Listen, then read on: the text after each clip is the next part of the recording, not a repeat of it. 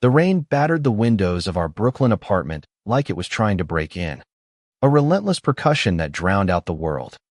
I stood frozen in the kitchen, gripping a mug of coffee that had gone cold, my heart hammering as I replayed the moment from last night. Lucas, my straight roommate, his voice soft and shivering, saying, "I'm cold," before tugging me under his blanket on the couch.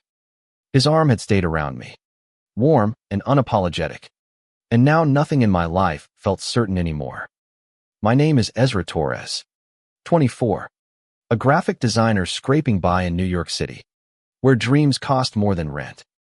Lucas Bennett, also 24, is the kind of guy who walks into a room and makes it brighter tall, blonde, with a grin that could sell toothpaste and a southern drawl that lingers like summer heat. We'd been roommates for 6 months, thrown together by a Craigslist ad and a mutual desperation to afford this shoebox apartment in Williamsburg. I'm gay, out since high school, and I'd learned to keep my heart locked tight around guys like Lucas, who wore their heterosexuality like a badge. But last night, under that blanket, something shifted, and I was terrified it wasn't just in my head. The morning after was quiet, too quiet. Lucas was still asleep on the couch, one arm flung over his face, the blanket tangled around his legs. I watched him from the kitchen, my mind spiraling. Was it just a moment of loneliness? A fluke? Or had I misread every signal since we met? I set the mug down, the clink loud in the silence, and forced myself to focus. Work. I had a freelance deadline for a client's logo, and obsessing over Lucas wasn't going to pay the bills. But as I opened my laptop at the tiny dining table, I couldn't shake the memory of his warmth, the way his breath had caught when our shoulders pressed together. We'd been watching some dumb action movie, the kind with explosions and zero plot. When the heater crapped out, Lucas had complained about the cold, his teeth chattering, and I'd laughed, tossing him the blanket from my chair.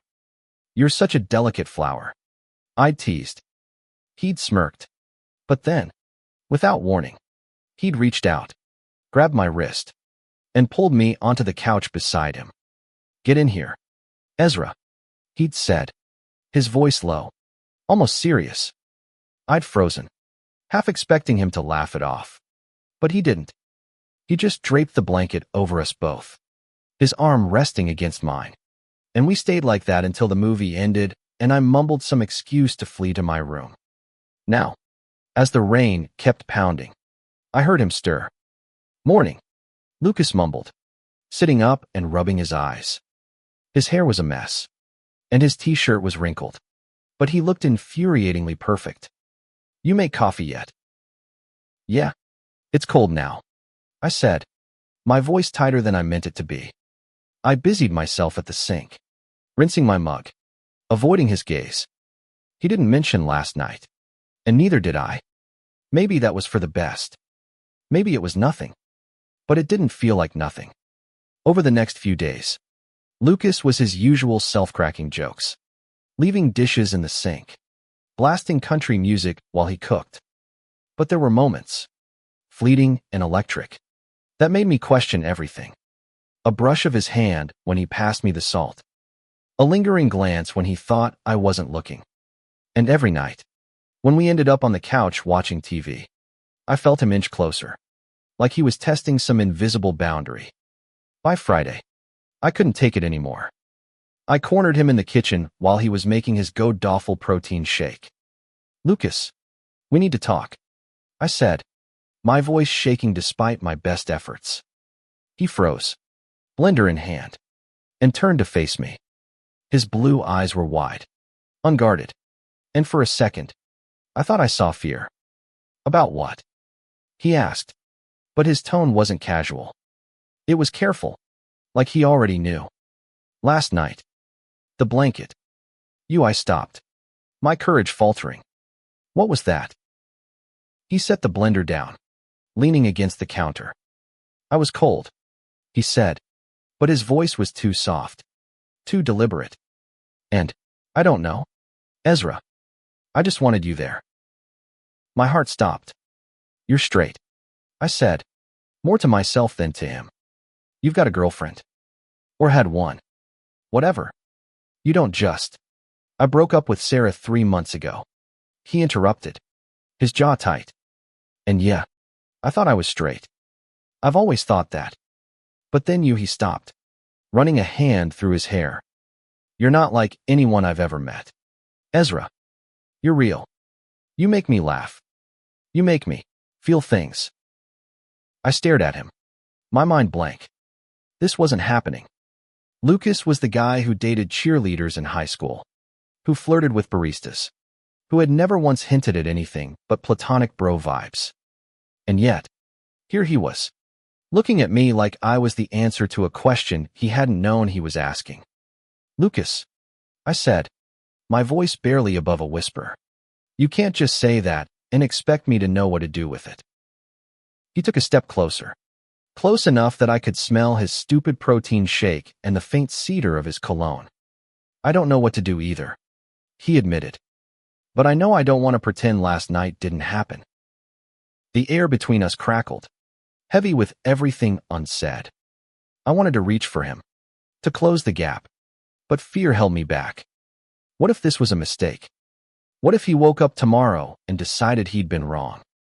I'd been burned before by crushes who swore they were curious, only to ghost me when things got real. I couldn't do that again. Not with Lucas. Not when he was my roommate. My friend. My Ezra, he said, his voice breaking through my thoughts. Say something. I'm scared, I admitted, the words spilling out before I could stop them. I'm scared you don't mean it. That you'll change your mind. He didn't answer right away. Instead, he reached out, his hand brushing my cheek. Tentative, but warm.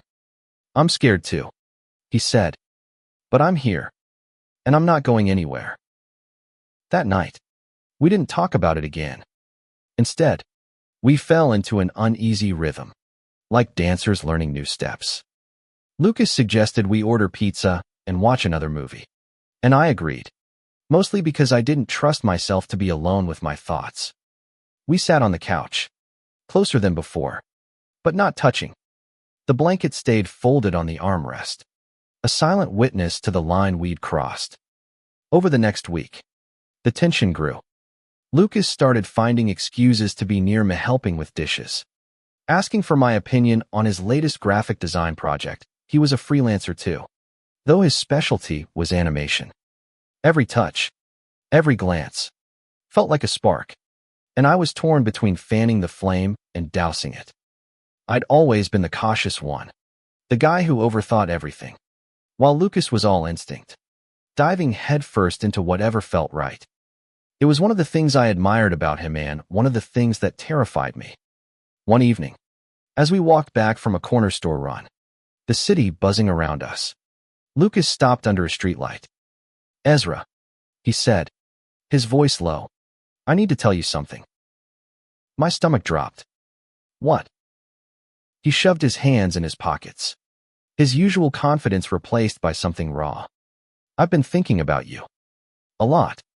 More than I should. Probably. And it's freaking me out, because I've never felt like this about a guy before. I stopped walking, the grocery bag heavy in my arms. Lucas, you can't just drop that on me in the middle of the street. Why not? He said, a half smile tugging at his lips. You're always overthinking. Ezra, maybe I'm trying to keep up. I laughed, despite myself, but it was shaky. You're not making this easy. Good, he said, stepping closer. I don't want it to be easy. I want it to be real. Before I could respond, he leaned in and kissed me. It was quick, almost hesitant, but it set my world on fire. His lips were warm, tasting faintly of the peppermint gum he'd been chewing.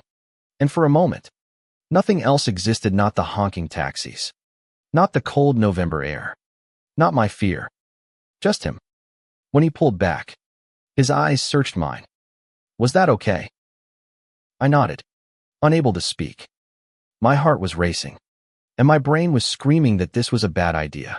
But my body didn't care. I wanted to kiss him again, to hold on to this moment forever. But a group of drunk college kids stumbled past, shouting, and the spell broke. "Let's go home," I said, my voice hoarse. Back at the apartment, we didn't kiss again, but something had shifted. Lucas was more open, his touches less accidental. He'd rest his hand on my shoulder when he passed me in the kitchen, or sit close enough on the couch that our thighs brushed. I let myself lean into it, testing the waters, but the fear never left. What were we doing? Was this a fling for him? A phase? Or was it something more? A week later, things got complicated. Lucas got a call from his ex, Sarah, who was in town for a job interview. She wanted to meet up, just to catch up, she said. I overheard him on the phone, his voice tense but polite. And when he hung up, he looked at me like he'd been caught stealing. "She's just a friend now," he said quickly. "I'm not, there's nothing there." "Ezra." "Then why do you look so guilty?" I asked, hating how sharp my voice sounded. He sighed, sitting on the edge of the couch. "Because I know how this looks. But I swear, it's not about her. It's about me. I'm still figuring this out, and I don't want to screw it up with you." I wanted to believe him, but doubt crept in like damp rot. Sarah was his past, his comfort zone, the kind of relationship that made sense to his family back in Georgia. I was the wild card, the guy who could upend everything he thought he knew about himself. And that scared me more than anything. "Meet her," I said finally. "Get closure. But don't lie to me. Lucas, if you're not sure about this about us, tell me now." He stood, crossing the room to stand in front of me. "I'm sure," he said, his voice fierce. "I don't know what this is yet, but I'm sure about you." I let him pull me into a hug, his arms strong and steady, but my mind was a storm. I wanted to trust him, to believe in this fragile thing growing between us. But life had taught me that hope could be a dangerous thing. The next day, Lucas met Sarah at a cafe in Manhattan. I stayed home, pretending to work on a client's project. But really, I was refreshing my phone, waiting for him to text. When he finally did, it was a single line, "Back soon." It went fine.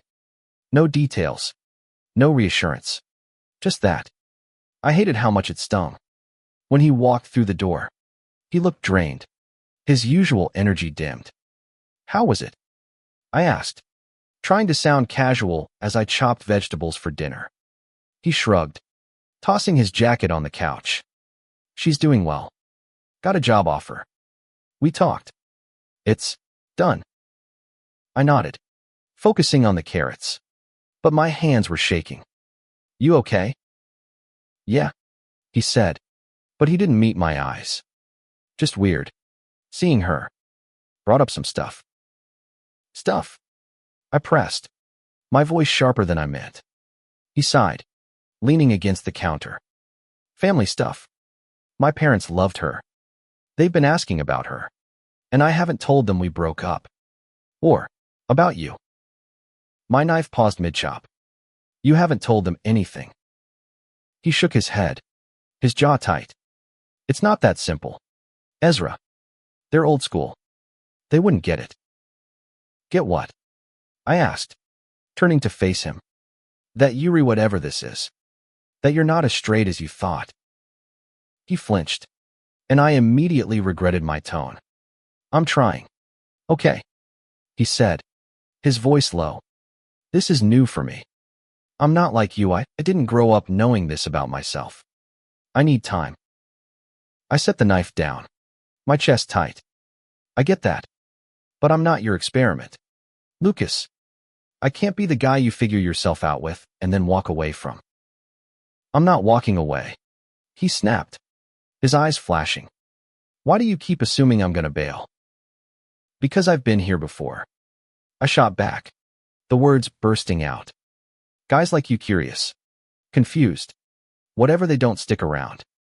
They get scared, or they go back to what's easy. And I'm the one who gets hurt." He stared at me, his expression softening. "I'm not them," he said quietly. "I don't know how to prove that to you. But I'm not. The silence that followed was heavy, broken only by the hum of the fridge. I wanted to believe him, but trust was a muscle I hadn't used in a while. Then tell me what you want, I said finally. No bullshit. Just tell me. He stepped closer, his hands hovering like he wanted to touch me, but wasn't sure he should. I want you, he said, his voice raw. I want to figure this out with you, but I need you to meet me halfway. I swallowed hard, my throat tight. Okay, I said, but you need to be honest with me. And with yourself. He nodded, and for the first time, I saw something like determination in his eyes. Deal. Over the next few weeks, we found a fragile balance. Lucas started opening up more, sharing stories about his childhood in Georgia, the pressure from his conservative family to be the perfect son.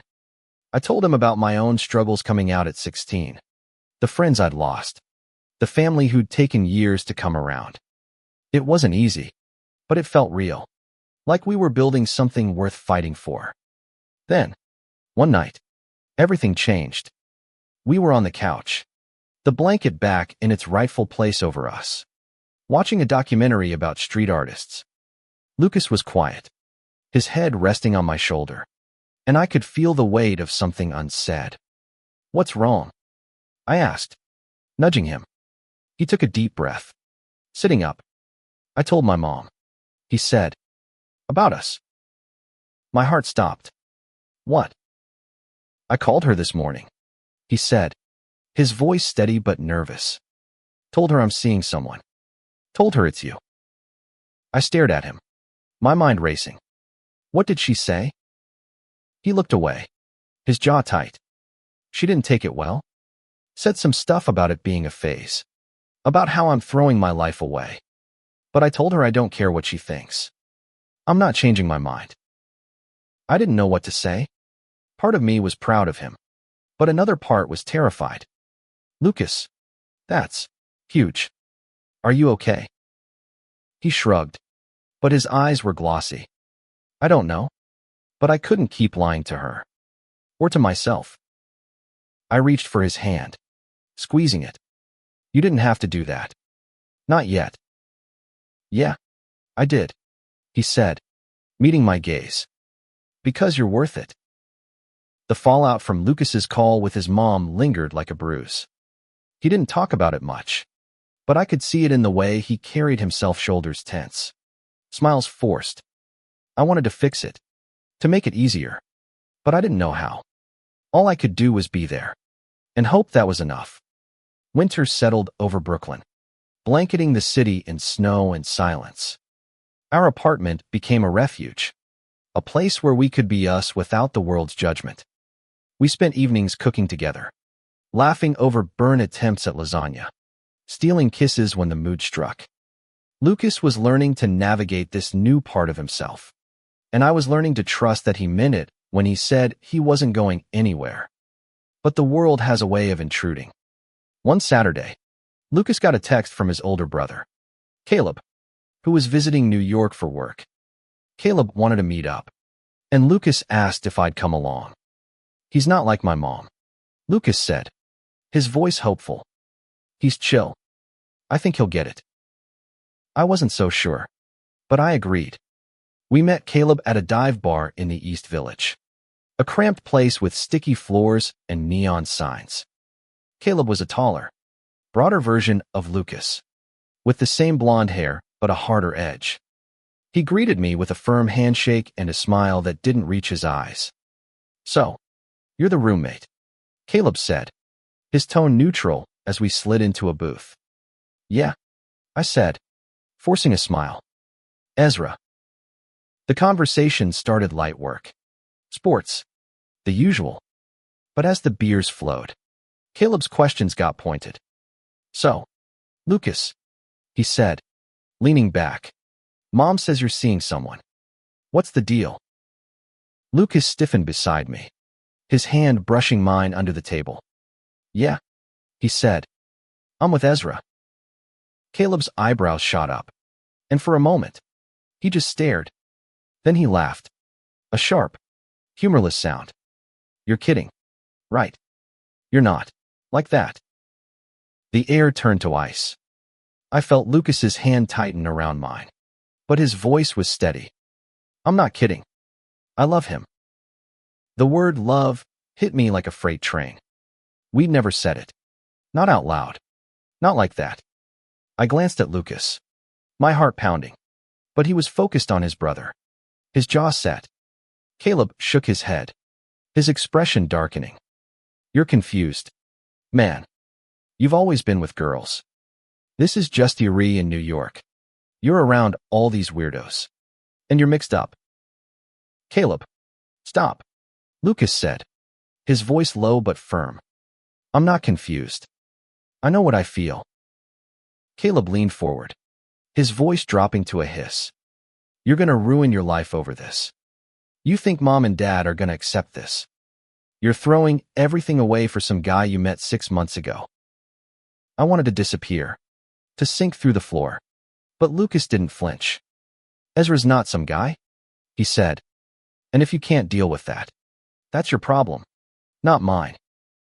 Caleb stared at him, then at me, his eyes cold. You're making a mistake, he said, standing. Don't come crying to me when it falls apart. He threw some cash on the table and walked out. The silence that followed was deafening. Lucas let go of my hand, staring at the table. His shoulders slumped. I'm sorry, I said, my voice barely audible. I didn't mean to. Don't. He cut me off, his voice sharp. Don't apologize for him. He's wrong. He stopped, his voice breaking. I just thought he'd be different. I reached for him, resting my hand on his arm. You told him you love me, I said softly, still reeling from the word. He looked at me, his eyes soft but fierce. I do. I love you, Ezra. And I'm not ashamed of it. I didn't know what to say, so I kissed him, right there in the bar, not caring who saw. It was messy and desperate and perfect. And for a moment, the world was just us. The weeks that followed were a blur of highs and lows. Lucas's fight with Caleb cast a shadow, but it also brought us closer. We said, I love you more often. The words a lifeline in the storm of his family's disapproval. My own family, flawed but supportive, welcomed Lucas with open arms when we visited them in Queens for dinner. My mom hugged him like he was her own, and my little sister teased him mercilessly about his southern accent. It wasn't perfect, but it was home. But the real test came in February, when Lucas's parents invited him to visit them in Georgia. He hadn't spoken to them since the call with his mom, and I could see the dread in his eyes as he packed his bag. Come with me, he said one night, out of the blue. I laughed, thinking he was joking, but his expression was serious. Ezra, I'm not doing this without you. I need them to see you, to know you're real. I hesitated. Meeting his family felt like walking into a lion's den. But I loved him, and love meant showing up, even when it was hard. Okay, I said, but if they try to convert me, I'm out. He laughed, pulling me into a hug. Deal. The trip to Georgia was a whirlwind. His parents' house was a sprawling ranch-style home, all brick and southern charm. But the air inside was heavy with tension. His mom, Ellen, greeted me politely, but her smile was tight. And his dad, Robert, barely looked at me. Over dinner, the conversation stayed surface-level weather. Football, anything but us. But after dessert, Ellen finally broke the silence. Lucas, she said, her voice strained. We raised you to know right from wrong. This choice you're making, it's not what God wants. Lucas's hand found mine under the table, his grip tight. Mom, I'm not choosing anything. This is who I am. And Ezra's a part of that. Robert slammed his hand on the table, making the dishes rattle. Enough, he said. You're confused. Son, you need to come home. Get your head straight. I am home, Lucas said, his voice steady. My home is with Ezra. The room went silent. Ellen's eyes filled with tears, and Robert's face was a mask of anger. I felt like an intruder, but Lucas's hand in mine kept me grounded. I love him, Lucas said, looking at his parents. And I'm not giving that up. Not for you. Not for anyone. We left the next morning, the goodbye stiff and cold. On the plane back to New York, Lucas was quiet, his head resting against my shoulder. I'm sorry, I said, not knowing what else to say. Don't be, he said. They'll come around. Or they won't. But I meant what I said. You're my home. Back in Brooklyn, we rebuilt our rhythm. Stronger this time. Lucas started therapy, working through the weight of his family's rejection, and I was there every step of the way. We fought. We laughed. We loved. And through it all, we grew. One night, as we lay in bed, the blanket pulled over us. Lucas traced circles on my palm. I never thought I'd end up here, he said softly, but I'm glad I did. Me too, I said, kissing him. The world outside could be cruel, but in that moment, we had everything we needed. The rain was back, softer this time, a gentle patter against the windows. We were on the couch again, the blanket over us, the city humming beyond. Lucas's arm was around me, his breath warm against my neck. Still cold, I teased, echoing that first night. He laughed, pulling me closer. Not anymore. And in that moment, I knew we'd be okay. Not perfect, not easy, but okay. Because love real, messy, hard-won love was worth it.